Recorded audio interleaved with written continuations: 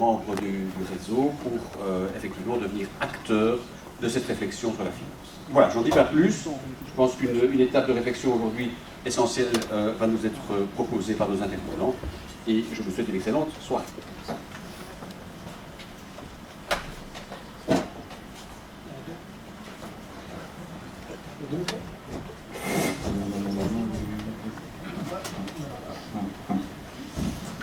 Alors rapidement, sur le format, nous allons grosso modo passer 1h15 ensemble pour laisser nos intervenants partir, parce qu'ils ont d'autres compromis après.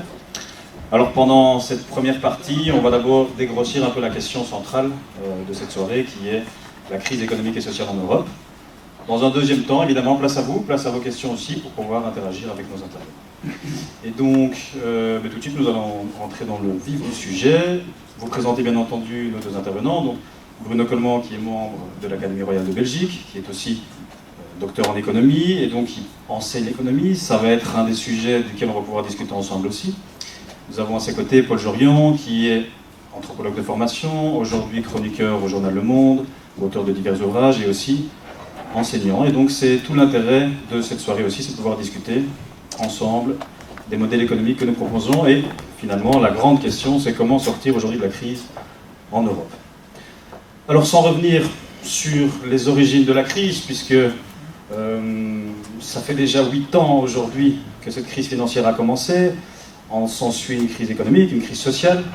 Mais la première question qu'on a envie de vous demander à tous les deux, c'est finalement, est-ce que cette crise, est-ce qu'on l'a vu venir, est-ce qu'elle était envisageable, est-ce qu'elle était évitable avant qu'elle explose en tant que telle? Oui. Non, je vais vous passer mon micro. La question de savoir si elle était prévisible, oui, parce qu'il y avait un certain nombre de gens qui le savaient. En particulier dans le secteur des subprimes, les gens savaient qu'il y avait une crise qui était en train de se produire. Ce qu'il y a, c'est que tout le cas, je dirais, quelle que soit la conviction des acteurs qu'on allait droit dans le mur, qu'une crise était en train de se développer, nous étions trahis par le fait que tous les modèles de gestion du risque ne révélaient absolument rien. Et moi, je me suis retrouvé donc au moment de l'explosion, faisant partie du département de gestion du risque de Countrywide, qui était la compagnie qui était au centre de la déflagration.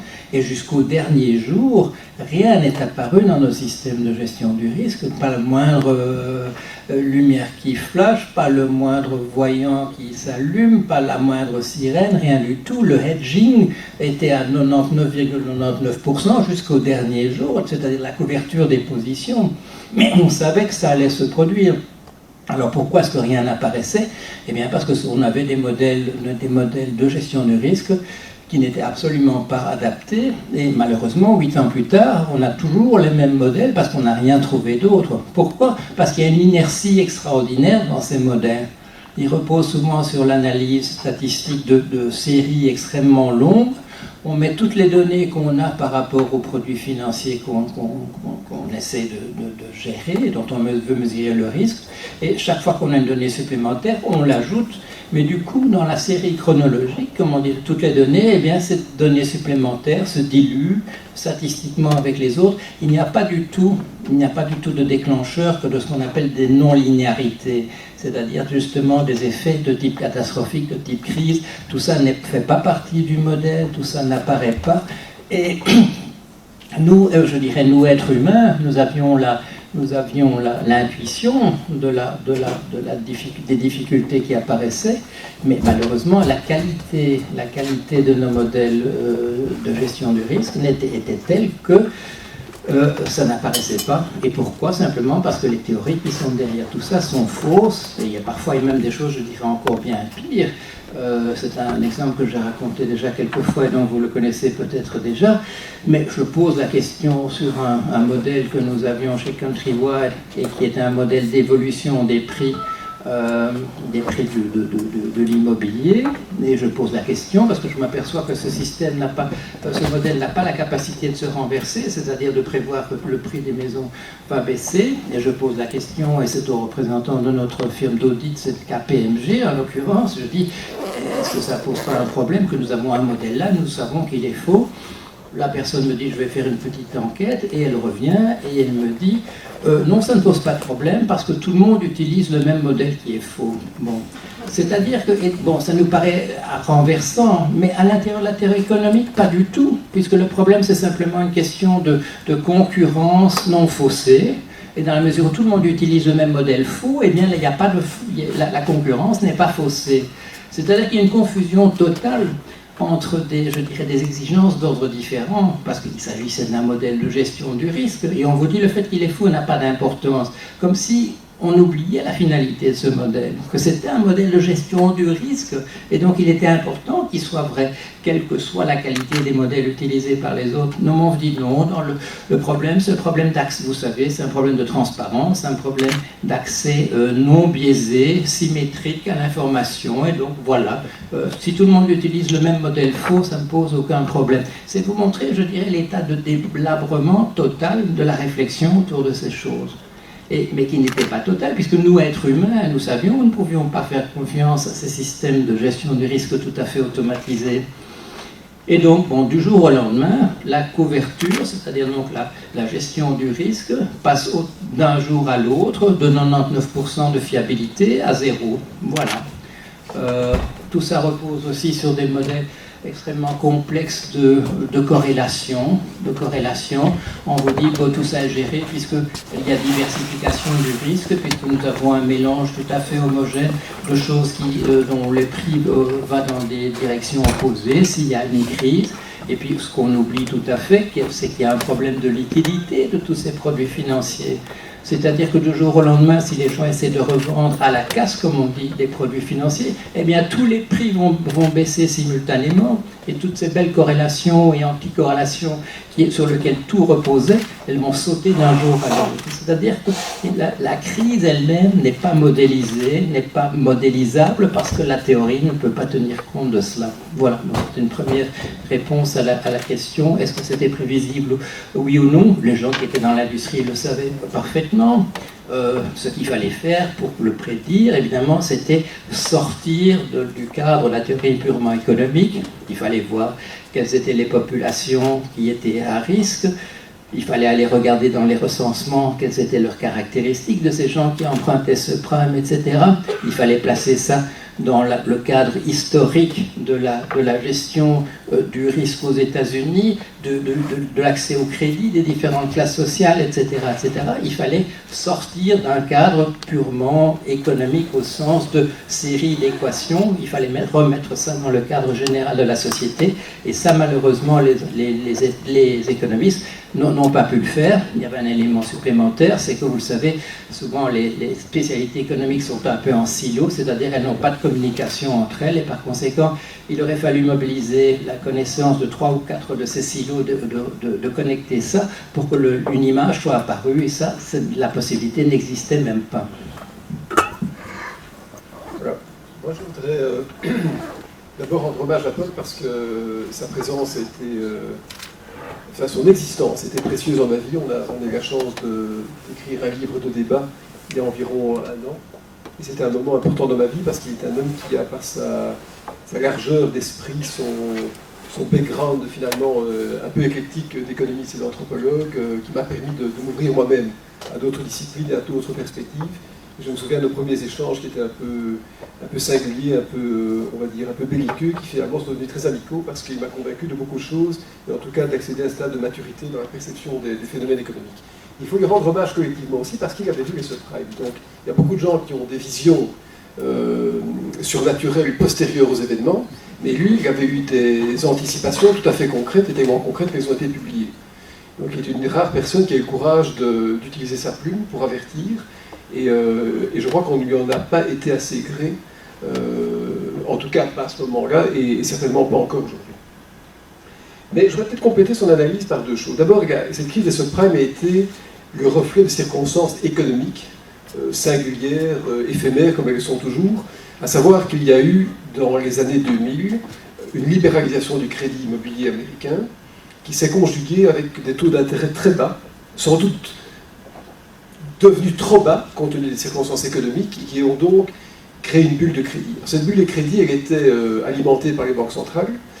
Elle était nécessaire en termes d'expansion économique parce que le début des années 2000 a coïncidé avec l'ouverture de marchés nouveaux comme la Chine et l'Inde qui avaient des besoins de capitaux. Et donc, les astres se sont alignés pour que l'humanité pénètre dans un contexte de taux d'intérêt bas. Et on sait que les taux d'intérêt bas, ça conduit à des bulles. D'ailleurs, rassurez-vous, il y a de grosses bulles qui se préparent maintenant, si pas des métabulles, parce que quand les taux d'intérêt sont au niveau le plus bas depuis 4 siècles, on peut s'attendre à un moment, un retour à la moyenne qui va poser problème.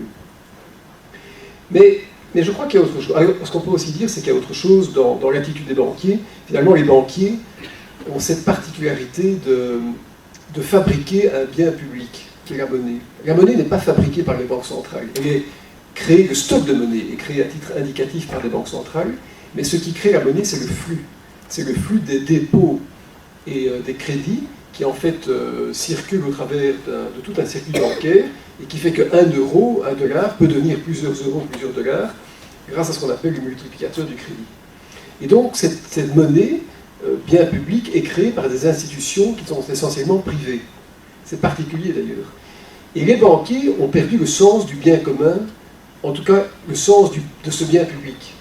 Ils ont commencé à se l'approprier et donc à gérer la monnaie sans discernement, avec des modèles, et Paul l'a dit, qui étaient inadaptés, mais aussi avec une sorte d'ivresse, une sorte de supériorité qui leur a fait perdre le retour au réel, c'est-à-dire le retour aux responsabilités communes que tout humain doit mettre en œuvre dans sa vie citoyenne. Et donc il y a eu un problème, je crois, d'ivresse des hauteurs, ou en tout cas de manque d'intelligence, alimenté dans les banques par le fait que les décisions dans les banques se prennent de manière groupée, et que donc le groupe élimine toute voix dissonante.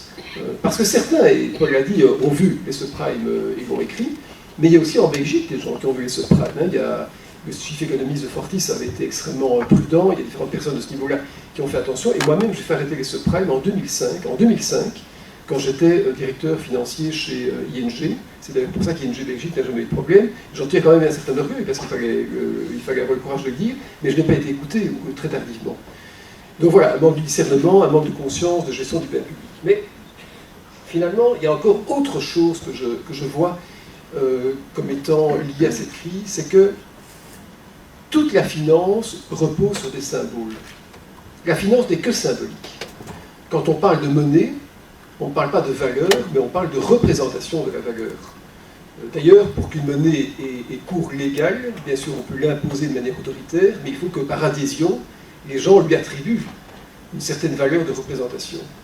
La dette publique, elle-même, est aussi une expression scripturale d'un engagement que prend l'État par rapport à des générations futures, mais la dette publique n'a de valeur que la valeur symbolique qu'on veut bien lui accorder.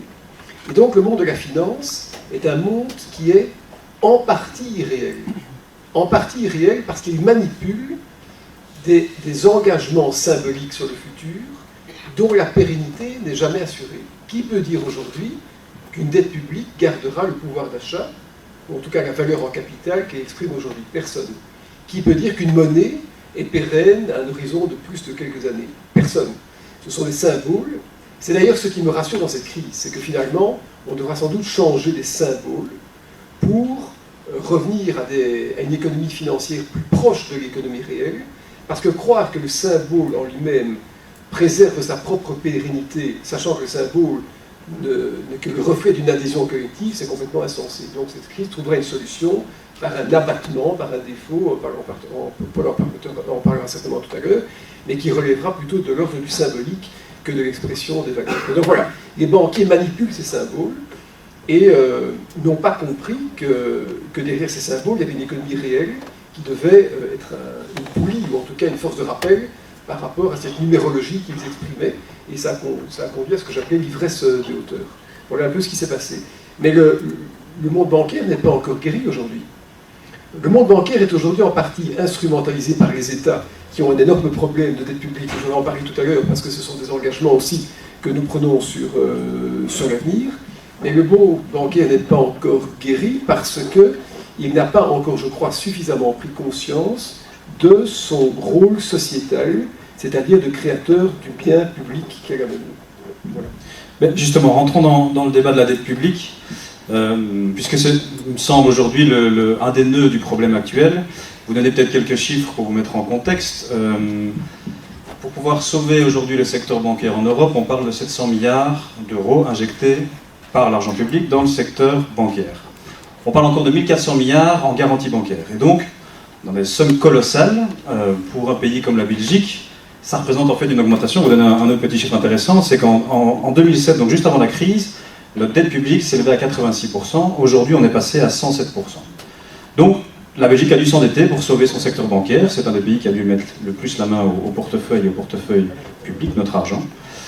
La question qui nous intéresse maintenant, c'est par rapport à cette dette publique, est-ce qu'on a une solution pour éviter une implosion ou une explosion des États et en tout cas de la solidarité européenne?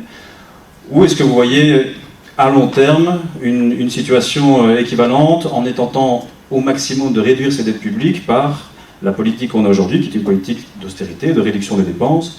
Il y en a quand même cette sensation qu'on navigue un peu à vue depuis 7-8 ans. Monsieur Jourdan, peut-être? Oui, j'aimerais qu'on maintienne la dynamique de notre discussion. Et en particulier, j'avais un certain nombre de choses à ajouter sur ce que Bruno voulait dire, pour qu'on ait l'impression, je dirais peut-être qu'il y a un portrait qui est en train d'émerger de la discussion que nous avons. Bruno a fait allusion aux taux très bas qui ont permis cette crise des subprimes. Il faut savoir qu'on en a reproché beaucoup à M. Greenspan, qui était donc à la tête de la Federal Reserve, la Banque centrale américaine, pendant pratiquement 20 ans. On lui a reproché d'avoir baissé les taux à court terme, et que ça aurait participé à la bulle. Mais il faut savoir qu'au début de cette crise de l'immobilier américain, c'était essentiellement des prêts à 30 ans qui étaient accordés. Et ces prêts à 30 ans, si vous regardez les taux auxquels ils étaient accordés, c'était sur la base du taux de 10 ans, le taux de 10 ans du produit par le marché américain. Et ce taux de 10 ans, on peut le voir, je l'ai montré d'ailleurs dans un des livres au départ, les deux courbes du prix des taux demandés aux emprunteurs sur l'immobilier et le taux de 10 ans, ils sont absolument parallèles. La différence, c'est qu'il y a un coût et puis un profit de la banque, etc. Et ces taux-là, ils n'étaient pas du tout déterminés par les Américains eux-mêmes, c'était le marché international sur les bonds américains, sur les obligations américaines. Et qui est-ce qui déterminait ce taux? C'était par leur demande les pays qui achetaient des bonds américains, qui achetaient des obligations, c'est-à-dire qui prêtaient aux États-Unis. Et quels étaient ces pays? Essentiellement la Chine continentale, la République populaire de Chine, mais aussi Taïwan, mais aussi la Corée, mais aussi le Japon. Et ce sont eux, pourquoi est-ce qu'ils pouvaient faire baisser les taux? Parce que les Américains leur achetaient plein d'ordinateurs, plein de télévisions, et que eux, avec l'argent, les dollars qu'ils recevaient, eh bien, ils les utilisaient pour acheter de la dette américaine, et pas seulement dans le domaine justement des obligations d'État, mais aussi de ces obligations constituées avec des prêts immobiliers en les titrisant, c'est-à-dire en produisant des produits financiers équivalents à des obligations d'État, mais adossés à des prêts immobiliers. Sur la question des banquiers qui s'approprient la finance, il y a une remarque intéressante d'Adair Turner, qui était donc Lord Adair Turner, qui était jusqu'en 1913, qui était à la tête du régulateur américain. C'est-à-dire qu'au moment où dans une interview, il dit en 2009 qu'il faudrait peut-être distinguer, en 2009, on est 6 mois après en fait l'effondrement du système financier, quand il dit qu'il faudrait peut-être distinguer les produits financiers utiles des produits qui ne le sont pas utiles. Et il y a un tollé parmi les banquiers de la City auquel il dit ça, parce que quelqu'un lui répond, mais chacun dans son secteur financier doit essayer de le rendre le plus gros possible. Rendre la finance la plus grosse possible. Et là, il répond, mais est-ce qu'on accepterait un discours de ce type-là pour les compagnies d'électricité, en disant que leur finalité commerciale et économique, c'est de les rendre les plus grosses possibles? Non, dit-il. Il y a un service qui est rendu à la communauté qui doit déterminer la taille du secteur. Mais il a en face de lui des gens qui disent non, nous sommes financiers et notre devoir vis-à-vis de nos actionnaires, c'est de rendre ce secteur aussi gros que possible. Dans le cas des subprimes, quand on dit que personne ne les a vus venir, il y a par exemple un gouverneur de la banque de la fédérale, un gouverneur régional, parce qu'il y a une confédération aux États-Unis de banques régionales, qui est allé voir Monsieur Greenspan et qui lui a dit, voilà, il avait d'ailleurs écrit un petit livre là-dessus qui annonçant la crise des subprimes, et Monsieur Greenspan lui a dit non, il y a autorégulation et donc par conséquent il ne faut pas faire attention. Mais ceci dit, on le sait par ailleurs, que la Mortgage Bankers Association, l'association syndicale des patrons du secteur justement de le mortgage, c'est donc le prêt immobilier, l'association de ces personnes-là, ils ont mis 50 millions de dollars pour du lobbying pour empêcher une régulation de leur secteur. La Caroline du Nord avait introduit une législation qui interdisait le prêt subprime, qu'on appelait aussi prêt rapace pour certains de ces aspects. C'est une législation qui a été adoptée aussitôt par le Canada au niveau fédéral, et donc les Canadiens disent souvent, oui, mais nous on est des génies parce qu'on n'a pas eu de crise de subprime. Ils ne sont pas des génies, ils avaient produit une législation qui interdisait ce type de produit. La Caroline du Nord a fait passer une législation comme ça. 50 millions de dollars ont été mis par l'ensemble des acteurs du secteur subprime pour empêcher que d'autres États n'adoptent cette législation. Comment le faisaient-ils? En finançant des études qui essayaient de montrer qu'interdire le subprime, c'était faire de la discrimination raciale, et ainsi de suite, et ainsi de suite.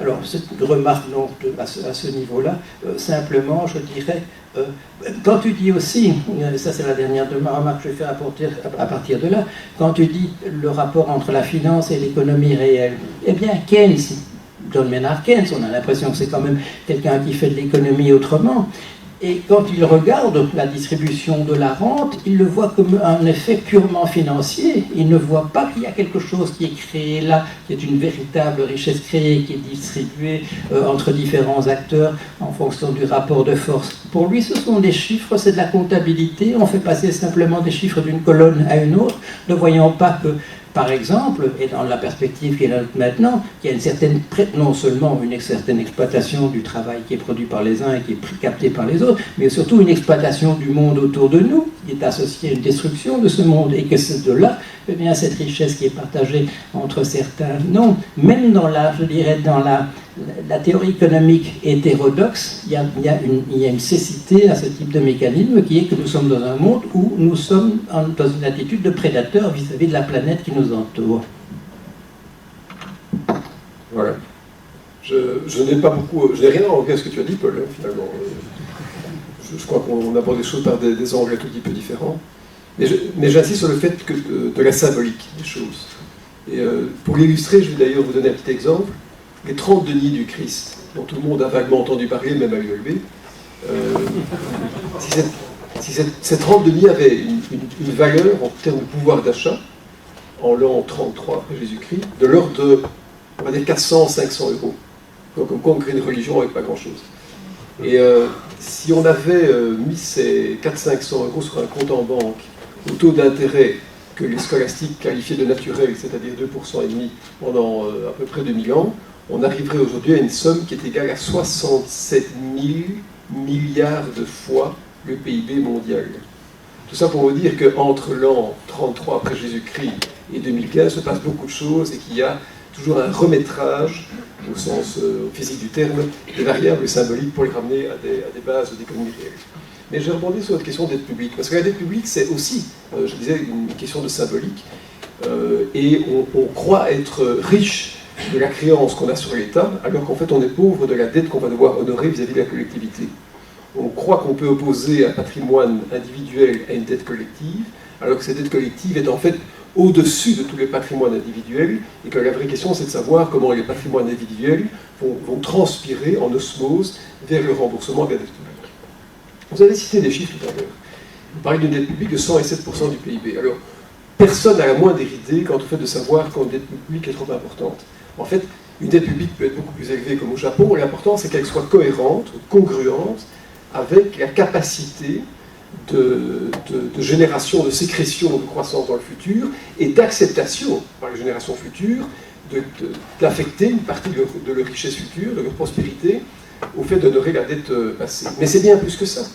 Parce que si aujourd'hui on prend la dette publique, on prend la dette existante. Si on ajoute à ça la dette des pensions, donc si on ramène en euros d'aujourd'hui, les engagements signés en termes de pension et dont il n'existe pas le moindre euro de réserve, en tout cas de couverture, on arrive à 1400 milliards d'euros, sans tenir compte des soins de santé. Donc on arrive au minimum à 5 à 6 fois la dette publique. Alors qu'on a un taux de croissance qui est minimal, et on a surtout une économie dont les gains de productivité sont en train de nous échapper, et j'y reviendrai dans quelques secondes. Donc, la dette publique est devenue une fiction complète. Il n'est pas possible de la rembourser. Il faudra ou changer son expression numérique, c'est-à-dire une dette de 1000 vaudra peut-être que 10, ou bien dire aux gens à qui on a promis quelque chose qu'ils n'y auront pas. Et donc, on est dans un monde qui est complètement fictif, et ce problème-là, personne ne veut l'aborder parce que les pensions, qui sont la véritable source de la dette, sont la rémunération principale de la proportion la plus importante des votants dans nos économies. Donc les personnes qui votent préservent leurs acquis individuels. Et donc, il se passera quelque chose. Alors Paul a toujours plaidé pour, ou en tout cas évoqué l'idée d'un défaut généralisé dans la zone euro, voire dans plein d'autres pays.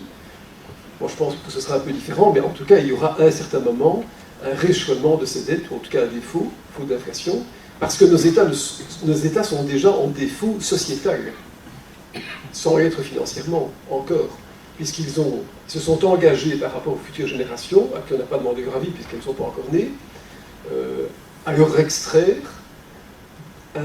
une hypothèque, ou en tout cas une avance de prospérité dont nous avons déjà bénéficié. C'est complètement illogique, ça n'a aucun sens. Donc quelque chose devra brutalement ou pas brutalement se passer.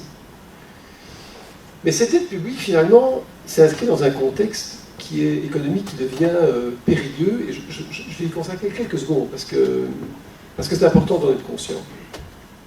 En fait, ce qui crée la croissance d'une économie, et qui permet d'honorer les dettes, qu'elles soient privées ou publiques, c'est le gain de productivité, c'est le taux de croissance de l'économie. Alors on peut ne pas aimer la croissance, on peut préférer la décroissance, ça n'a pas d'importance. La croissance provient d'un gain de productivité.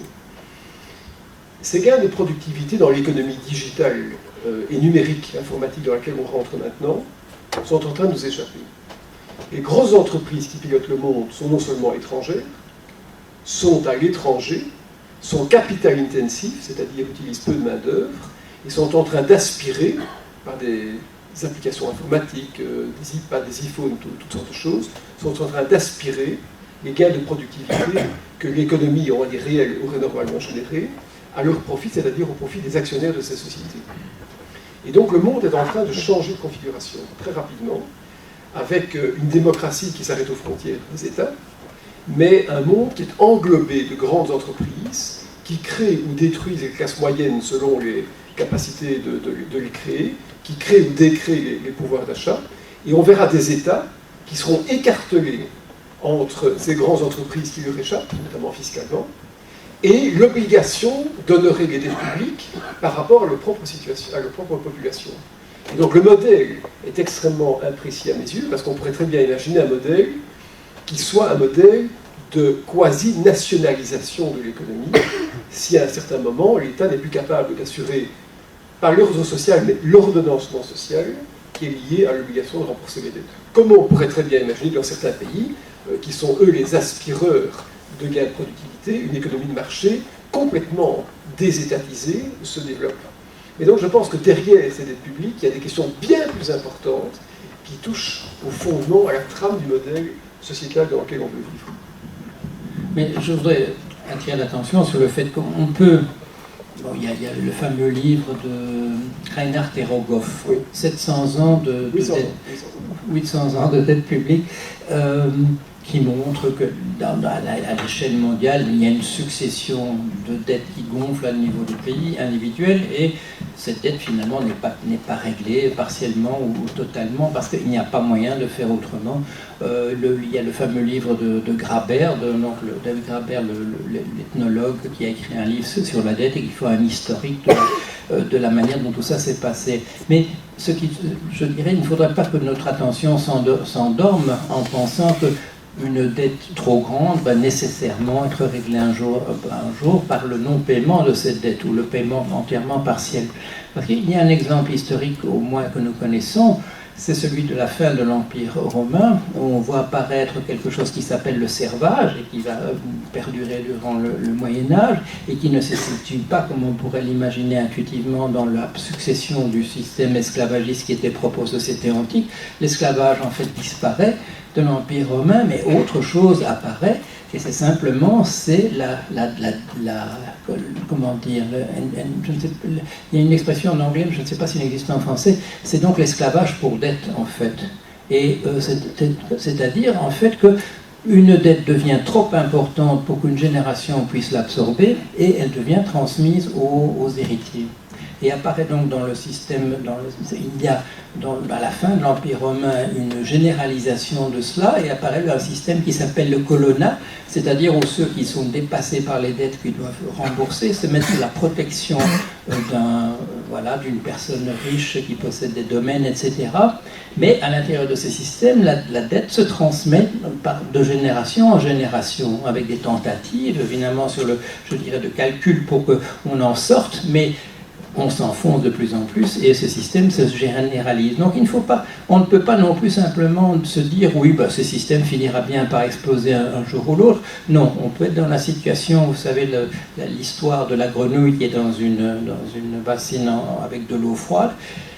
Si on réchauffe brutalement la température, elle va le sentir, elle va sortir, mais sinon, si on augmente légèrement la température petit à petit, elle ne se rendra compte de rien, et on se retrouvera dans un système de servage, simplement parce qu'on n'a pas voulu prendre le taureau par les cornes et de traiter cette question de la dette de manière frontale, en se disant que c'est un système qui ne peut pas fonctionner, parce que historiquement, eh bien, comme tu le dis, et pour la raison que tu as dit à propos des 30 deniers, Keynes propose aussi un chiffre à propos d'une livre volée par les Anglais à la Grande Armada, etc., placée, qui vaut, je ne sais pas, 300 000 livres en 1930, alors qu'elle était, c'est quoi, c'est au XVIe siècle, représente une seule livre. C'est ce que Keynes appelle le miracle de l'intérêt composé, c'est que nous avons un système de concentration de la richesse qui était inscrit là même dans notre réalité économique, que celui qui a de l'argent et peut le prêter et gagner de l'argent sur le fait qu'il soit remboursé, non seulement remboursé, mais qui est paiement d'intérêt. Et c'est uniquement parce que ce système s'effondre de temps en temps qu'il perdure sur l'ensemble des siècles, etc. Mais des accidents peuvent arriver, c'est-à-dire un changement même de société avec l'apparition du servage. Je pourrais vite répondre. Je crois que Paul a raison sur deux choses. D'abord, le servage, ça peut arriver. La première monnaie, c'était des hommes. On utilisait des esclaves pour payer les dettes, mais jusqu'à pas tellement longtemps. J'ai visité la propriété dans le Kentucky ou le Tennessee du président, je crois que c'était Hamilton, je ne sais plus très bien, qui était président des États-Unis en 1850. Et donc, il avait des esclaves. Son fils adoptif ayant contracté des dettes, en fait, le président américain a donné des esclaves en remboursement de dettes. Et donc, quand on utilise un humain comme monnaie, on doit simplement s'assurer que l'humain génère des intérêts, c'est-à-dire qu'on vend les esclaves par couple et qu'on leur donne assez à manger pour avoir au moins 2 enfants, c'est-à-dire que le capital ne s'acquiert pas, voire un troisième qui est l'intérêt composé. Non, mais il faut dire, ça, c'est sans rire, ça s'est passé il y a à peu près un siècle. Donc, il a raison. Mais donc, la dette peut prendre cette formulation-là, encore que je pense que ce sera une autre formulation. Ce sera une formulation de confrontation avec un futur qui ne nous appartient pas, avec un futur finalement dont on a imposé une extraction de prospérité, si tant est qu'il y ait de prospérité aux générations suivantes. Et finalement, c'est un scandale colossal, parce que je pense qu'on peut critiquer les banques, on peut critiquer toutes sortes de corps sociaux plus ou moins bien isolés, mais on doit aussi nous regarder. Moi, je n'ai pas entendu une confession collective quant au fait que nous avions endetté par nos votes et les personnes qu'on a élues les 3, 4, 5, 10 prochaines générations. C'est nous qui avons choisi cette situation. Et donc, il y a eu un problème de capture générationnelle par des personnes qui ont maintenant entre 55 et 80 ans, au détriment des plus jeunes. Et il faudra donc à un moment un rééquilibrage social, parce que s'il n'a pas lieu, ce sera par l'héritage, c'est-à-dire par des canaux individuels, que la richesse va se transmettre, et donc on aura perdu toute la notion de mixité ou en tout cas de partage qu'on avait pu reconstruire après la Seconde Guerre mondiale. Et ça, c'est un problème extrêmement grave. D'ailleurs, il ne faut pas s'y tromper.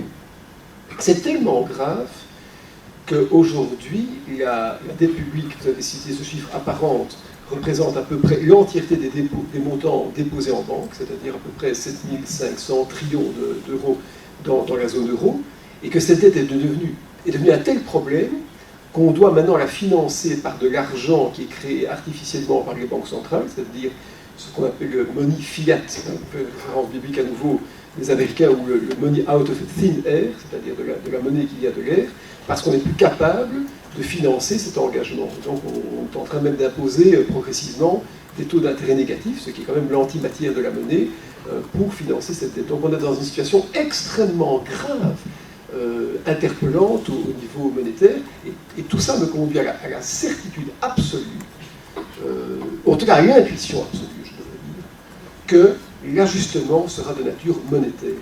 C'est qu'à un moment, on comprendra que capital ne vaut pas richesse, que créance ne sera pas honorée, et que engagement futur de l'État sera diminué. Si on n'a pas compris ça, on n'a rien compris. Je pense que l'ajustement sera là, mais je ne connais pas le rythme de migration de cette prise de conscience, sa rapidité, sa catalyse, ça je ne le connais pas. Il faut dire quand même que le calcul qui avait été fait autrefois, en disant les générations futures pourront rembourser ça, n'était pas un calcul, je dirais, fou. Il était de la même nature que de dire qu'en l'an 2000, eh bien, tout le monde travaillerait beaucoup moins, etc. Ce qui n'a pas permis. On comptait sur le fait que la productivité allait augmenter pour qu'il y ait de moins en moins nécessaire d'y avoir de personnes pour payer les générations futures. Ce qu'on n'avait pas pensé, ni dans le cas de l'an 2000 où on ne travaillerait plus parce qu'on ira à la pêche, etc., c'est que dans notre système, il y a capture des gains de productivité sous forme de distribution de dividendes, sous forme de bonus extraordinaires, sous forme de multiplication des salaires des mieux payés dans les entreprises, passé entre Henry Ford au début dans les années 1910 de 40 fois le salaire le plus bas dans l'entreprise, passé maintenant dans les grandes entreprises à 450 fois le salaire moyen dans l'entreprise. C'est là que cet argent qui devait passer aux pensionnés est passé. Voilà. Ce n'est pas simplement parce qu'on n'avait pas bien fait le calcul, c'est parce qu'on avait mis entre parenthèses que nous sommes dans un système où il y a prédation d'un ensemble de personnes sur le reste de la société. C'est la réponse qu'il faut dire quand on dit oui, mais nous avons tous vécu au-dessus de nos moyens. Il faut répondre non, certains d'entre nous ont vécu au-dessus des moyens de tout le monde. C'est ça la réponse. Hein? D'accord? C'est formidable quand même que tu sois d'accord. Je me permets de rentrer dans le concret du cas de la Grèce aujourd'hui, parce qu'effectivement la Grèce c'est 180% de dette publique, en comparaison de son produit intérieur brut. Mais là on a une volonté politique très forte. Un parti qui gagne les élections et qui dit nous ne rembourserons pas la dette, ou en tout cas pas en tout. Et pourtant blocage politique, blocage européen, on dit oui, on dit non, on dit faillite, on dit sortira-t-elle de l'euro ou pas. Et finalement, qu'est-ce que vous préconisez comme solution aujourd'hui d'actualité par rapport à la Grèce ? La Grèce, elle révèle... d'abord, avant toute chose, c'est vrai que la Grèce a un ratio d'endettement public qui est à peu près égal à 180%. Et pour rassurer les bons citoyens wallons qui seraient éventuellement dans la salle, c'est exactement le même qu'on a en Wallonie sur le compte à Bruxelles. Pour mettre tout à... Oui, non, Japon est sur 250%, mais en Wallonie, donc, pays prospère s'il en est, on a tout le même ratio que la Grèce. Non, la Grèce pose un problème, c'est-à-dire un problème d'antagonisme entre une démocratie domestique et une souveraineté monétaire de type fédéral. Donc il y a un hiatus entre les deux, parce que l'euro est un projet qui est d'abord politique. L'euro n'a jamais eu de fondement économique. C'était une décision prise au moment des réunifications allemandes, qu'on a après enrobé le concept de paix, d'harmonie entre les peuples et de lendemain qu'elle allait chanter, simplement parce qu'on a voulu faire payer à l'Allemagne la reconstitution de sa souveraineté territoriale contre l'abandon de sa souveraineté monétaire. Et finalement, sans la réunification allemande, il n'y aurait jamais eu d'euro, sachant qu'en plus pour les Allemands c'était compliqué à accepter parce que la monnaie depuis Luther est fédératrice dans ce pays. Mais pour revenir à la Grèce, et en écartant la crainte que je pourrais avoir que les types de Syriza deviennent un jour les Papadopoulos, le Papandréou de demain, ce que je n'exclus pas. C'est peut-être des gars qui vont rapidement s'abandonner au plaisir du pouvoir. Si tant est que ce ne soit pas dans ce cas de figure, non mais ça reste à démontrer. J'attends de voir. Je ne suis pas sûr que l'histoire de Paris. Non mais je pense à Paris Match. Je pense à Paris Match parce que ça m'a vraiment interpellé. Ça m'a vraiment interpellé. Pourquoi on peut monter sur une caisse écriée et puis après faire des photos avec sa copine dans un bel appartement. Mais en tout cas, ce que la Grèce est en train d'engager, au-delà du fait qu'elle n'aurait jamais dû rentrer dans l'euro, c'est le problème de la solution à apporter aux dettes publiques. Voilà. En fait, on est devant un cas, le deuxième, le troisième, parce que Chypre a déjà été un problème, le Portugal à certains égards, l'Irlande aussi, l'Islande un peu avant, on est devant un problème de dette publique qui finira immanquablement par ou bien un rééchelonnement complet de la dette publique grecque, et moi j'ai calculé grossièrement, je ne fais pas faire des grands calculs astronomiques, pour calculer que l'abattement sur la dette grecque doit être de l'ordre de 50%, qui aurait été en fait le pourcentage de dépréciation de la drachme si la Grèce avait eu sa monnaie domestique. Mais on peut imaginer aussi un jour peut-être une sortie de la zone euro. Moi je ne suis pas très optimiste sur l'avenir de la zone euro, parce qu'elle était mal foutue, mal conçue, elle n'a pas été étançonnée par des choix politiques de mise en commun de recettes fiscales et budgétaires suffisantes, mais aussi parce que la gouvernance européenne est une gouvernance qui redevient nationale. C'est-à-dire qu'on a une monnaie fédérale, mais on a une gestion confédérale des pouvoirs dominants par rapport aux pouvoirs dominés. Et donc, j'imagine mal qu'on puisse, sauf à rentrer dans un système d'assainissement auquel Paul faisait référence, j'imagine mal qu'on puisse garder ce qu'on appelle une zone monétaire qui aurait pu être optimale, c'est-à-dire une zone monétaire qui est caractérisée par une fluidité de transport des hommes, des capitaux et surtout des plans industriels dignes de ce nom. Donc voilà, la Grèce est en train d'engager une question auquel on n'a pas encore trouvé de réponse. Moi, je vais attirer l'attention sur le fait que dans nos pays européens, quand soudain apparaît, disons, dans le sillage, un mouvement d'indignation, un parti comme Syriza en Grèce ou Podemos en Espagne, et que ces partis accèdent au pouvoir, on les traite soudain en face d'eux, on dit oui mais vous les Grecs, vous les Espagnols, etc. En mettant entre parenthèses que nous sommes dans un système où, par exemple, les armateurs ne payaient pas d'impôts en Grèce et que ces armateurs, en fait, je dirais leur principal reproche qu'on peut leur faire, c'est que ce sont des gens qui partagent les mêmes valeurs que les gens qui dirigent la Troïka maintenant. C'est-à-dire qu'en fait, nos sociétés sont organisées dans des systèmes de classe sociale et qu'il y a domination des classes sociales, et que quand donc un parti apparaît qui dit oui mais nous allons remettre tout ça en question, on reproche au niveau, je dirais, de représentants d'un système, d'une idéologie politique ultralibérale, on leur reproche d'avoir toléré dans le passé une politique ultralibérale dans leur propre pays. Et ils ne peuvent rien répondre, en fait, puisqu'ils sont maintenant les Grecs ou les Espagnols, etc. Et pourquoi est-ce que tout ça est possible et qu'on ne trouve pas ça tout à fait anormal? C'est parce que nous avons pris l'habitude, depuis la fin du 19e siècle, de dire « Oui, mais nous sommes tous des homo economicus et nous sommes tous à essayer de rationaliser, d'optimiser des comportements, etc. Et donc, il n'y a pas de classe sociale dans les pays, il n'y a pas de complicité de fait entre la Troïka et les armateurs grecs, etc.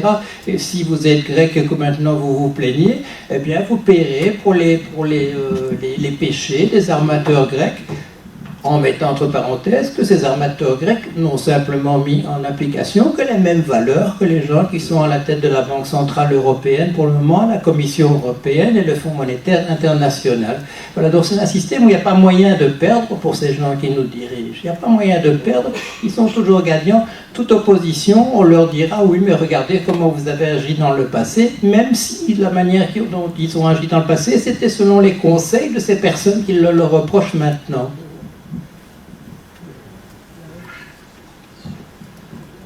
Une question maintenant sur la politique européenne. Donc on va sans doute dans les semaines qui viennent voter une réforme bancaire, une grande réforme bancaire, mais Finance Watch, qui est un de nos confrères, a tendance à dire qu'en fait cette réforme bancaire est devenue peau de chagrin. Il n'y aura pas grand chose derrière. On en parlait aussi en Belgique de la séparation des métiers bancaires. On était très contents, nous, en Financité, de pouvoir promouvoir une vraie séparation. Et encore une fois, ici, on n'est pas certain que cette séparation va effectivement être effective et empêcher de futures crises, et notamment en Belgique. Quelle est votre position, vos sentiments par rapport à ces deux réformes, la belge et l'européenne? Je crois qu'au niveau bancaire, on est dans un autre schéma que celui dans lequel on était en 2008, et que bien que la prise de conscience n'ait pas percolé jusqu'au dernier banquier, puisque même en Hollande, on demande à tous les banquiers maintenant de jurer sur la Bible qu'ils ont un comportement éthique. Donc il faut croire que la moralisation du capitalisme n'a pas encore atteint les dernières agences.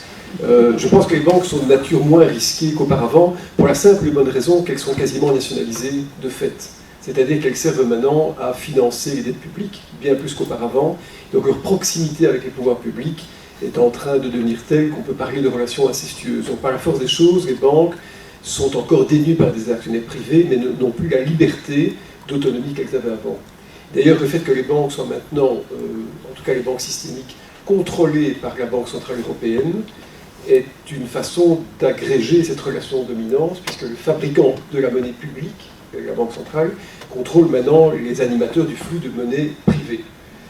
Voilà. Mais la gestion de la crise européenne, c'était ça votre première question, ça c'était un désastre à l'heure complet. Mais à l'heure complet. Je vous assure que j'aurai un de mes étudiants en économie qui m'explique, qui résout une crise comme ça a été fait, je ne suis pas sûr qu'il passerait la première année, même en seconde session. Puisqu'en fait, on a eu une crise économique très grave, auquel la première réponse a été l'austérité. Et alors que tout le monde sait, pour avoir un peu étudié la crise de 29, que l'économie est tombée dans 10 ans de récession, de grande dépression, à cause du fait que la politique de rigueur des 2-3 premières années, que c'était Hoover aux États-Unis, Laval un peu plus tard en France, Van Zeeland en Belgique d'ailleurs, avait échoué. Et on a eu, et cette mauvaise politique budgétaire s'est conjuguée à une politique monétaire complètement à côté de la question. On a eu d'abord la période Jean-Claude Trichet, qui voyait une inflation ectoplasmique, hein, donc il irait à mon avis comme un zombie à Francfort, voyant l'inflation arriver alors que personne ne la voyait, qui a augmenté les taux d'intérêt en pleine crise grecque, ça ne s'invente pas. Et puis on voit maintenant Mario Draghi qui a attendu 2 ans avant de mettre en œuvre les mesures qui allaient s'imposer. L'opération maintenant va échouer parce qu'elle est trop importante, trop grosse, inabsorbable par les marchés. Elle conduira simplement à des taux d'intérêt négatifs, c'est-à-dire à une distorsion complète du prix et à l'apparition de bulles. Ça, je vous en parle dans 2 ans, tout à fait paisiblement. Mais donc, ce qui m'inquiète dans toute cette histoire, c'est pas tellement l'aspect bancaire qui m'inquiète, parce qu'on peut presque se féliciter du fait que les banques... La seule chose qui a plus ou moins été bien construite, c'est le contrôle bancaire. Non, ce dont il ne faut pas se féliciter, c'est du fait que la gestion de cette crise est devenue technocratique. Et qu'en fait, la représentation démocratique était complètement diluée. Alors Philippe Maystadt, qui pourtant fait partie de ces instances dirigeantes, parle d'Olympe technocratique, il n'a peut-être pas tout à fait tort, c'est qu'en fait, il y a un nombre très très très limité de gens en Europe qui représentent les pays dominants et ou, on va dire, les gens qui sont censés être indépendants en termes de gestion monétaire, c'est-à-dire qu'on parle tout de suite de 15 personnes qui sont en train de piloter l'Europe. Et peut-être que, pour revenir à votre question précédente, c'est ça qui est en train de se passer dans le cas grec, c'est-à-dire que c'est l'antagonisme entre une technocratie qu'on va espérer un peu éliminer, et se confie entre cette technocratie et une démocratie. Voilà. Et finalement, la démocratie va gagner, parce qu'on ne pourra jamais domestiquer des économies par un symbole, que ce symbole, pas que je reviens à ma première observation, que ce symbole soit la monnaie ou la dette publique, c'est-à-dire l'expression régalée. C'est pas possible.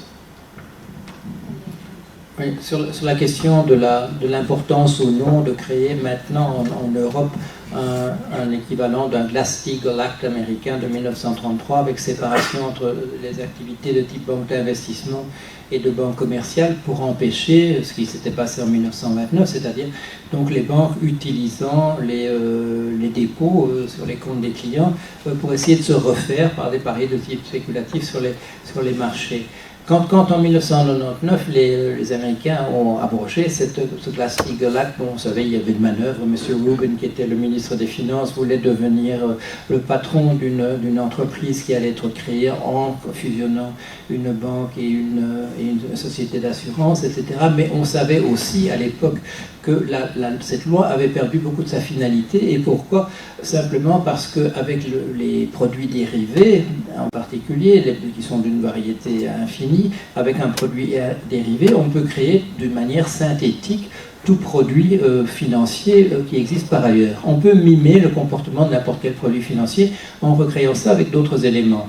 Et que par conséquent, si certaines activités sont interdites à une banque dans une de ses divisions, de ses départements, il est possible de manière, ça demande, je dirais, un travail de quelques semaines par des spécialistes des produits dérivés pour recréer le même produit par ailleurs. Donc ce n'est pas tellement important. Ce qui est intéressant, et ça tu soulignes souvent, et tu as raison, c'est qu'en fait, on a une vision qui est un peu, comment dire, il y a une distorsion parce qu'elle est faite effectivement alors qu'on ne le dit pas sur tous les toits, mais il y a une nationalisation rampante qui est en train latente qui est en train de se créer.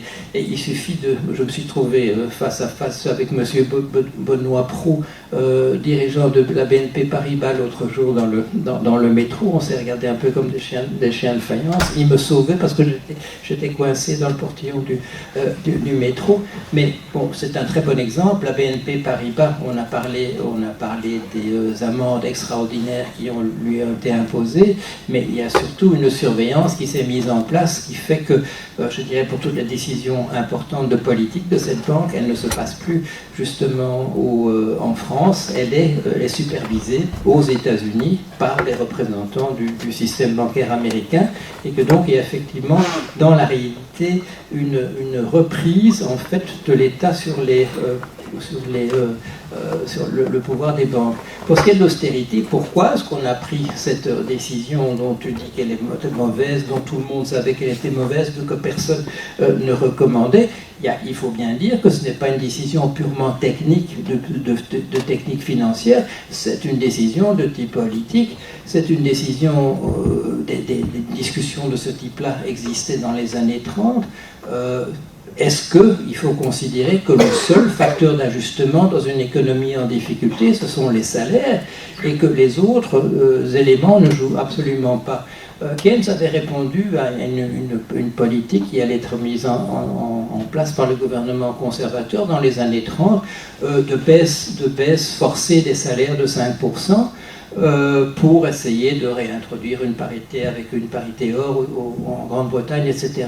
Et il avait fait l'imbécile, il avait dit formidable, il suffit de mettre en parallèle une prime de 5 shillings sur chacune des opérations de capital, et c'est formidable, on va arriver au résultat. Mais il soulignait qu'on pouvait très bien trouver cet argent ailleurs que simplement dans la baisse des salaires. Évidemment, le fait qu'il ait proposé avec enthousiasme qu'on impose de la même manière le capital a fait que la mesure n'est absolument pas passée, c'était terminé. Pourquoi? Eh bien parce que c'est inscrit dans notre système comptable que les paiements de salaire, ce sont des coûts qui impactent négativement l'entreprise, alors que le partage des bénéfices sous forme de dividendes ou le paiement d'intérêts à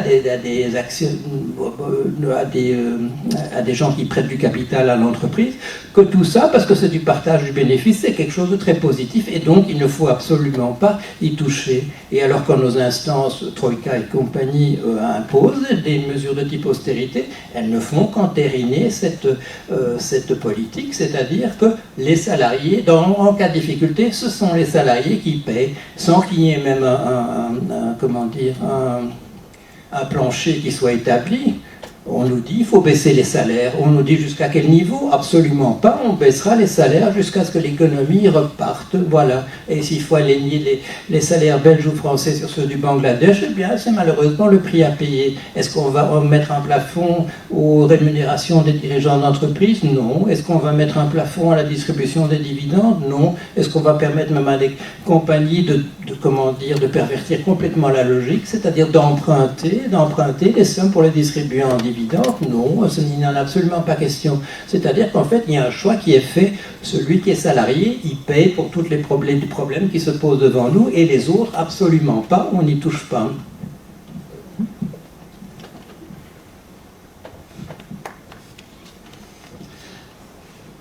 J'ai mis une question, bien entendu, mais on va vous laisser place aussi à vous, parce qu'on va vous laisser l'opportunité de parler avec nos intervenants, en tout cas de vous poser quelques questions. Il nous reste un quart d'heure, grosso modo, il y a un micro-salle ici.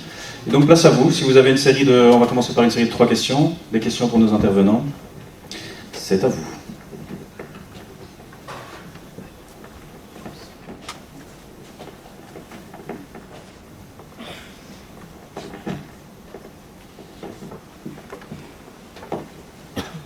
Monsieur Jorion, par rapport à ce que vous venez de dire, nous contribuons aussi à ce problème. Si moi je travaille pour une multinationale et que par ailleurs j'achète des actions pour avoir le dividende, je contribue à ce problème. Oui, nous sommes le premier responsable. Oui, et si vous avez un livret quelque part où on vous paye des intérêts, bien vous êtes complice du système. Si vous avez une assurance vie où on doit essayer de trouver l'argent quelque part, et puisque maintenant les obligations d'État ont des taux qui sont faibles ou même négatifs, eh bien votre compagnie d'assurance va être obligée de faire des paris spéculatifs pour vous donner l'argent qui est promis de toute manière. C'est-à-dire qu'il y a une fragilisation du système qui est là automatiquement. Et alors on peut dire qu'il y a un grand complot, c'est-à-dire qu'on encourage les gens à être des capitalistes à haut niveau qui est le leur, même si c'est le niveau minimal. Et quand un problème se pose, on dira oui, mais c'est votre problème à vous. De la même manière que quand on propose de nouvelles règles pour essayer, je dirais un petit peu ajuster les choses au niveau des compagnies, on vous dira oui, mais il y a une toute petite entreprise avec 2 employés quelque part qui va souffrir de ça, donc il ne faut surtout pas le faire. Il y a eu une discussion sur mon blog récemment à propos de dividendes, une mesure pour essayer de réguler cette question de dividendes, mais il se fait que dans des toutes petites entreprises, le dividende, c'est une astuce comptable pour payer un salaire de misère aux dirigeants de l'entreprise, et par conséquent, si on modifie les règles sur les dividendes, eh bien il sera le premier à payer, ce sera le plus misérable au niveau le plus bas. Et les grosses entreprises évidemment disent ça, vous ne voulez quand même pas tuer ce tout petit monsieur qui est un entrepreneur qui démarre, etc., etc. En mettant entre parenthèses que eux, ce sont des milliards qui récoltent de cette manière-là. On essaye de lier tout le monde effectivement à l'intérieur du système pour qu'on ne proteste pas trop, puisqu'on y perd tous d'une certaine manière si les choses sont modifiées. Moi, je pense toujours à l'expérience qui était tout à fait consternante à mon point de vue, de travailler avec des pêcheurs, des gens qui étaient donc des Bretons en 1973. Il y avait encore des histoires qui dataient de 5 années auparavant, de gens qui mouraient de faim dans cette société. Eh bien, personne ne protestait parce que chacun s'imaginait comme le prochain Rockefeller qui allait, à partir de son petit bateau, gagner tout, et que par conséquent, si on changeait les choses, si on essayait d'introduire un tout petit peu d'égalité dans les traitements, ah mais c'est moi le tout petit pêcheur qui va être le premier à payer, et donc je vais voter le plus à droite possible aux prochaines élections, alors que j'en suis la première victime de ce choix sur le plan politique.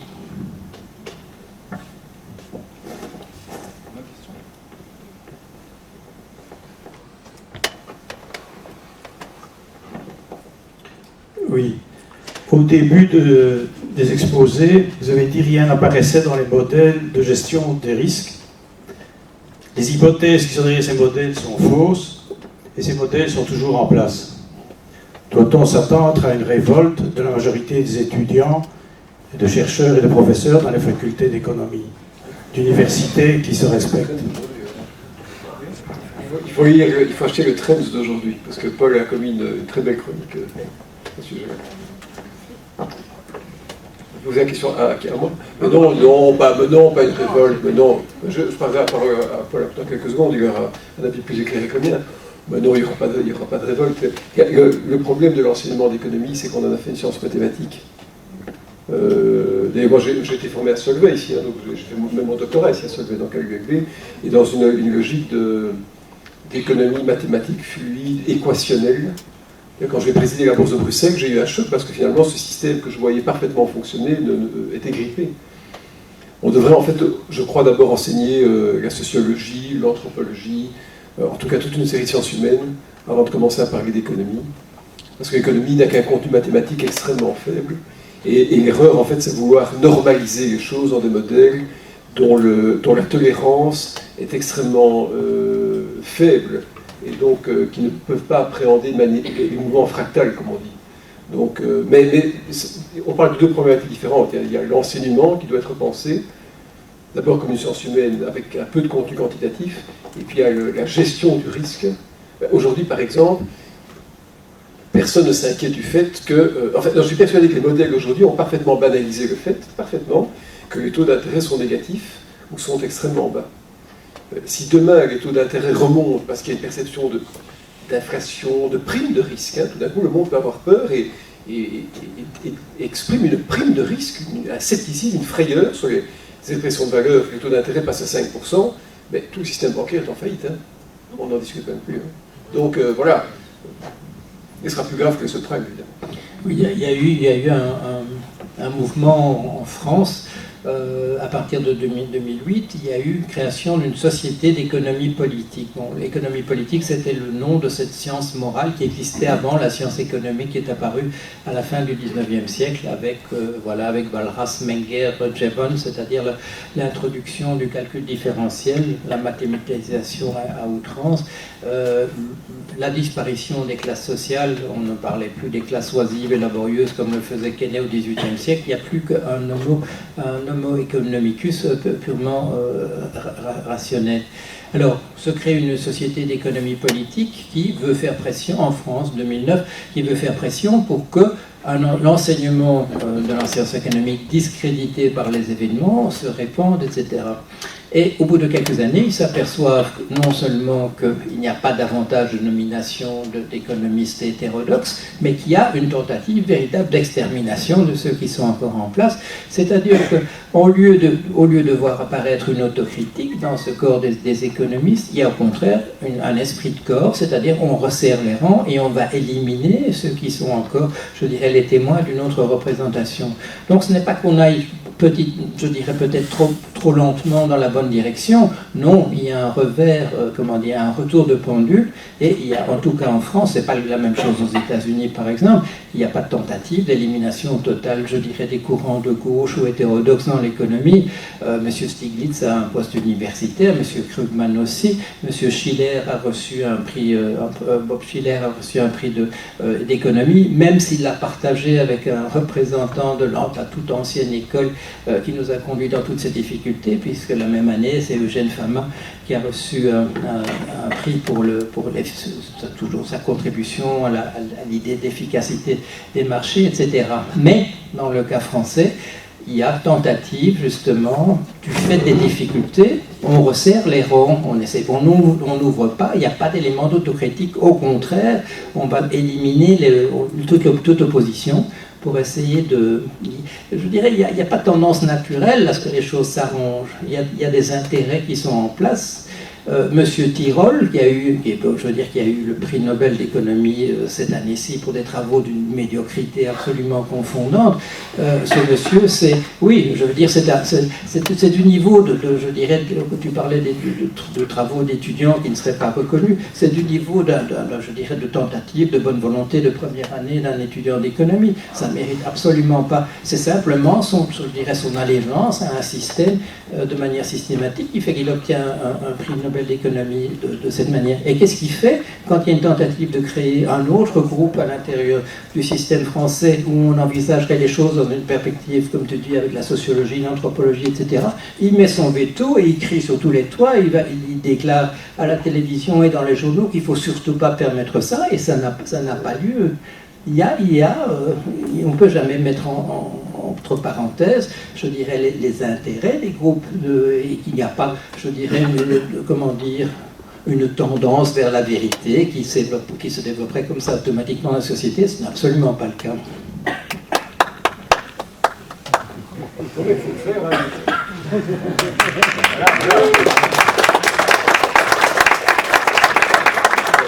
Je vois que M. Tirole n'est pas dans la salle, parce que lui, il est pas trop.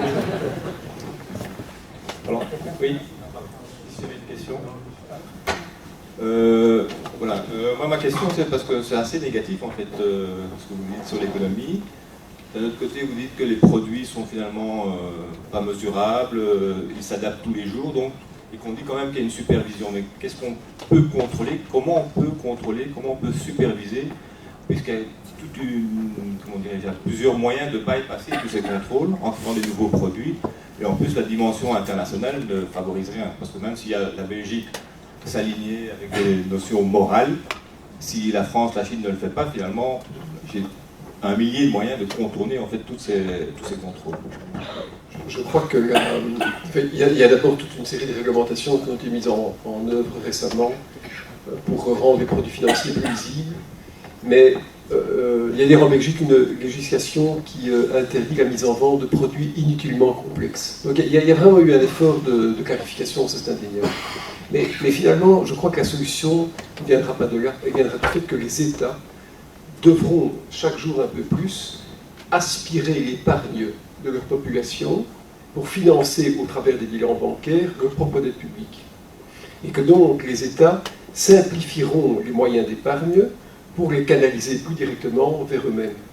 Et que c'est cette vision un peu régalienne, un peu étatisante des choses qui serait un problème. D'ailleurs, on voit très très bien dans l'histoire que dès que la dette publique devient trop importante, le secteur financier entre sous une tutelle publique de plus en plus forte. C'est logique, hein. On ne peut pas imaginer qu'un État s'endette à 150% de son PIB avec un secteur bancaire qui lui serait totalement hors de contrôle, hors de portée, c'est pas possible.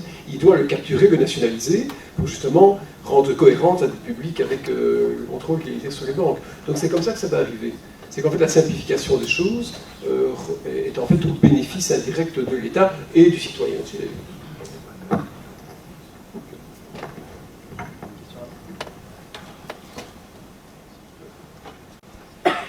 Je devrais partir dans 5-10 minutes parce que je dois malheureusement rouler encore au Luxembourg. Pas pour découper, parce que je cours à l'université de Luxembourg. Bonsoir, j'ai une question concernant les travaux de Thomas Piketty. Au fond, que pensez-vous de son idée de taxe unique pour rembourser en une fois toute la dette publique et qui permettrait aussi de rétablir une certaine égalité socio-économique vu qu'elle pénaliserait beaucoup plus les gens qui ont tiré profit de la libéralisation à outrance depuis les années 80-90. Ouais. Ben moi, je vais vous dire, Piketty, j'ai eu la chance d'être son discussant, comme on dit dans des débats académiques, c'est-à-dire la personne qui, de manière accessoire, émet quelques idées contradictoires. Ici, au 22-15 de l'ULB, il y a, sous la direction de Paul Magnette, je crois que c'était en octobre, il y a 14-15 mois.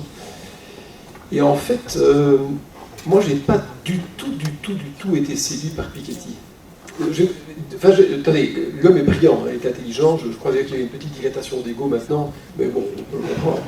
Il y a d'abord ça. Qu'est-ce qu'il dit Piketty? Il dit il y a une période après-guerre, les 30 Glorieuses, qui a été une période de partage, on va dire, relatif du capital et du travail, qui avait un certain sens en termes sociétal. Ça c'est clair, mais ça, Fourastier l'avait dit en 79, donc c'est pas. Puis il dit. Récemment, le taux de croissance du capital dépasse le taux de croissance de l'économie, en gros. Bon, ça peut être vrai de manière temporaire, mais ce n'est pas pérenne. On ne peut pas imaginer que le capital augmente à un rythme systématiquement plus important que celui de l'économie, parce qu'in fine, on se trouve avec un rentier, quand on pousse jusqu'à l'extrême, la série géométrique, à l'extrême avec un rentier qui possède tout le monde entier, et des gars qui travaillent pour lui, jusqu'au moment où tous les gars qui travaillent pour lui prennent un revolver, le tuent, et disent on change le système, donc ça n'a pas de sens. Ce qu'il dit par contre, c'est qu'il faudrait un impôt progressif sur le capital. Là, je pense que ça a une certaine logique finalement, parce que ça permet de décorner la constitution, la formation d'épargne, ou la constitution d'épargne, pour la rendre compatible avec l'endettement public. Mais je pense que Piketty, d'abord cette dernière partie est la plus escamotée dans tout son travail, cette taxe. On sent bien que c'est plutôt une intuition, un engagement politique qu'il émet. Mais moi, je n'ai pas été impressionné par Piketty, parce qu'il n'a pas fait de théorie, Piketty. Quand il parle du capitalisme au XXIe siècle, c'est un titre très très très ambitieux pour une étude qui n'est que statistique. Donc, si Marx a fait du Marx, si Keynes a fait du Keynes, si Friedman a fait du Friedman, ben, Piketty a fait de la statistique. Vous voyez ? Ce n'est pas une théorie générale. Donc il ne faut pas trouver dans Piketty une explication holistique de l'économie. Pas du tout, du tout. Bon, c'est gai à lire, c'est facile à lire, et c'est justement parce que c'est facile à lire que ce n'est pas une théorie. Oui, moi, je veux aussi faire une critique de Piketty en distinguant deux choses. La première, c'est qu'effectivement, il n'y a pas de théorie, c'est vrai. Et pourquoi est-ce qu'il n'y a pas de théorie? Parce que d'une certaine manière, il reprend, je dirais de manière non critique, certaines catégories chez Marx, sans le dire. Par exemple, il a un facteur R, qui est le rendement du capital, et dans lesquels sont additionnés le produit de la rente, c'est-à-dire en fait des pourcentages qui sont perçus sur une nouvelle richesse créée, comme des dividendes, comme des loyers qui sont perçus, etc. Et il ajoute ça à des profits. À des profits qui sont simplement liés au fait qu'on revend quelque chose plus cher qu'on a acheté. Et ce sont deux logiques tout à fait différentes dans notre système. Parce que le capital, dans le capitaliste à proprement parler, c'est celui qui, en fait, perçoit une rente sur l'économie. Pourquoi est-ce que Marx a fait, je dirais, cette erreur, à mon avis? C'est parce que dans sa rage révolutionnaire, il a mis ensemble les entrepreneurs, les détenteurs de capital, tous les gens qui n'aimaient pas, il les a appelés capitalistes, c'est-à-dire il a étendu la notion à peu près à tout le monde qui ne lui plaisait pas, à partir essentiellement de sa théorie donc, de la valeur travail, qu'il n'y a que le travail qui produit une nouvelle richesse, en oubliant qu'il y a des mines dans lesquelles on puise des choses, qu'il y a le fait que le vent fait tourner les moulins à vent, etc. Tout ça n'apparaît pas chez lui. Il faut dire qu'à la même époque, chez les penseurs socialistes et anarchistes, ça apparaît. Il n'y a que chez Marx que ça n'apparaît pas. Donc il produit un outil qui, à mon sens, son R, effectivement, comme tu dis, ça n'a pas beaucoup de signification parce qu'on ajoute des pommes et des poires et ça ne permet pas d'avancer. Ça manque, effectivement, il n'y a pas de véritable théorie, de théorie critique derrière ça. Ça, c'est évidemment un défaut. Par ailleurs, non, l'idée aussi d'un intérêt progressif et aussi d'une taxe qui écrête la richesse trop importante, qui va à l'encontre de cette idée de ruissellement que l'argent accumulé par les riches nécessairement redescend et bénéficie à tout le monde. Ça, c'est une idée importante. Et sur mon blog, il y a, vous pouvez voir, c'est un auteur qui signe Timiota, et je peux vous le dire, c'est pas évidemment pas son vrai nom, mais je peux vous dire, c'est un physicien de très haut niveau en France qui participe aux travaux du blog, et il a fait une simulation, vous pouvez voir. Et ce qu'il montre, c'est qu'un impôt de type Piketty introduit une beaucoup plus grande stabilité à l'intérieur de notre système économique. Quand il n'y a pas un impôt de ce type-là, vous pouvez voir, il fait des simulations sur l'évolution de l'économie, ça va dans tous les sens, et on voit des séries de crises qui se suivent.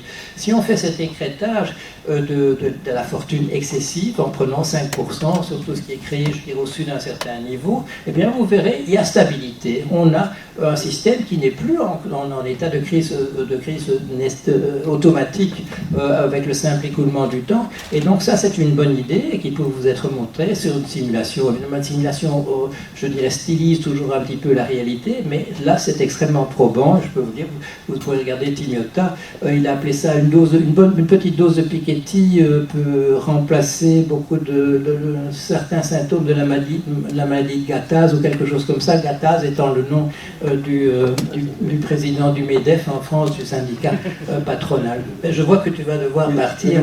Je m'en excuse beaucoup, mais j'ai vraiment du mon route et comme je suis seul veto, j'ai envie d'arriver dans Luxembourg. Donc, merci de votre accueil, merci de votre écoute. Mais donc, je vous laisse en de bonnes mains avec Paul, vous le connaissant bien. Merci à vous.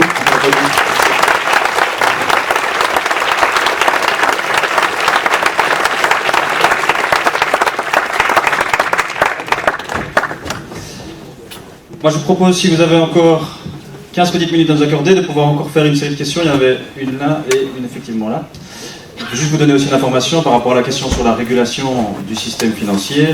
Ça se passera mercredi prochain avec Benoît Friedman, qui est philosophe en droit, et Marc Roche, qui a écrit un ouvrage assez récent qui s'appelle Bamster. On parlera de cette question-là, on parlera aussi de l'impunité dans le système judiciaire par rapport à tous ces actes financiers depuis la crise. Et donc ce sera l'occasion, mercredi prochain, de pouvoir s'inspirer de ça. Une question ?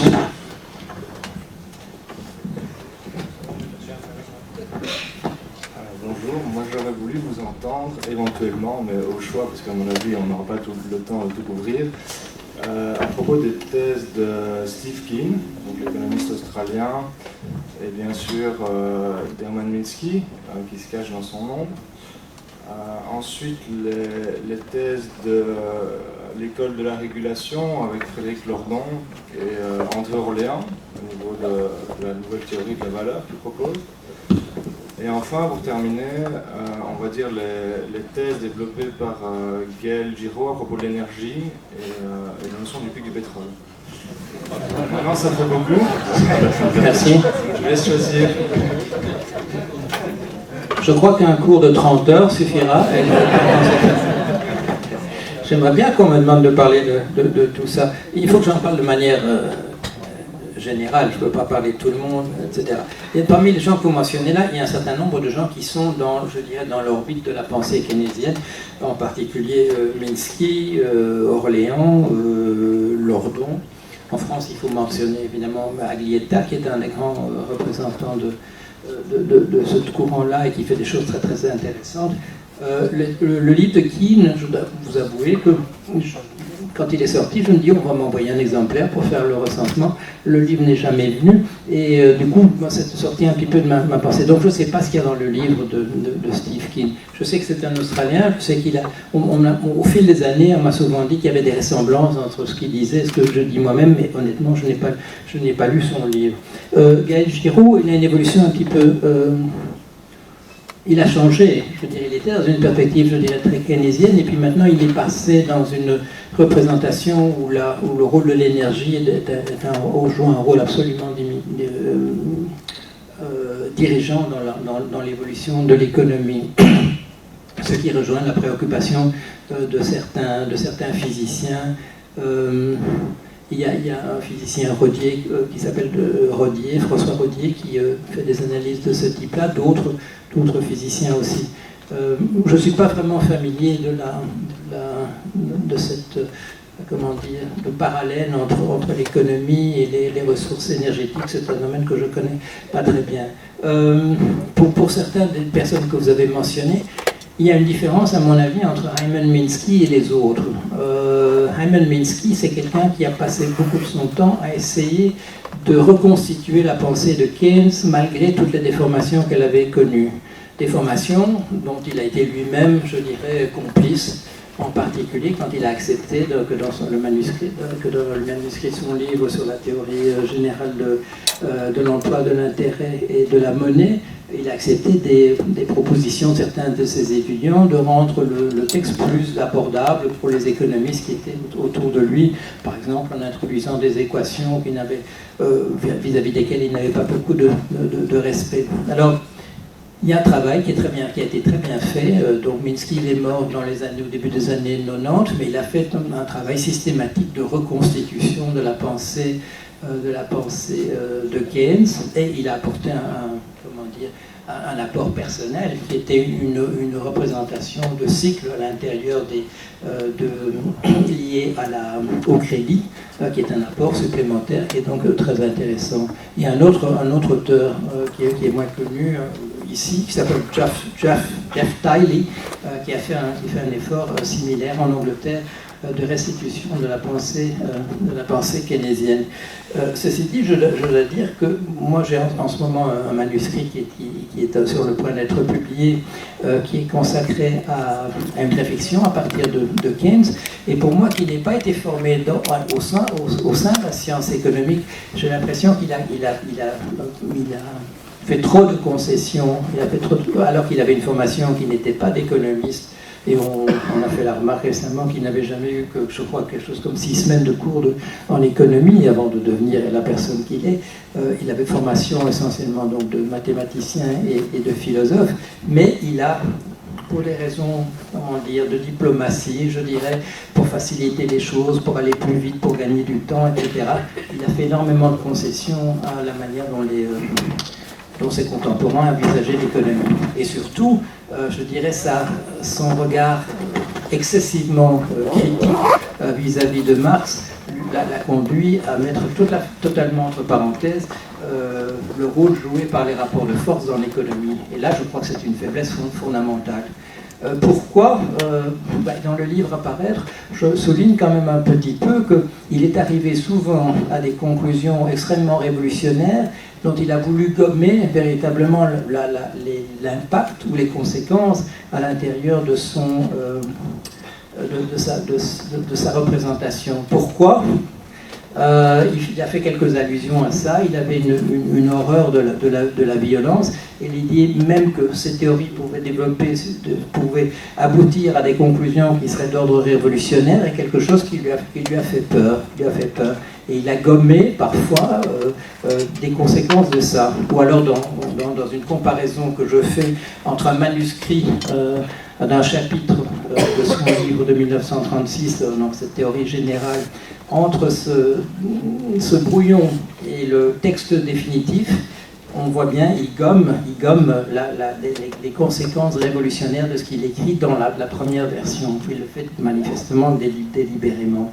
Donc c'est un personnage un petit peu ambivalent, qui s'est toujours affirmé socialiste, contrairement à ce qu'on dit récemment. Je lisais le petit livre de Maris, où Maris dit Keynes n'était absolument pas socialiste.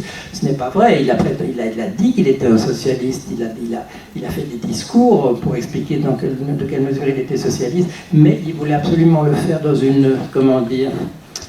d'une manière extrêmement... Il voulait arriver au socialisme par une manière extrêmement progressive et sans le moindre heurt, en particulier par la méthode qu'il recommande et qu'il appelle l'euthanasie du rentier, qui est simplement, en fait, ça n'a rien à voir avec l'inflation, comme on le dit souvent maintenant, c'est simplement un enrichissement progressif de l'ensemble de la population qui fait que le capital cessant d'être rare, il cesse d'être rémunéré de manière importante et donc les écarts entre les rentiers et les autres diminuent progressivement.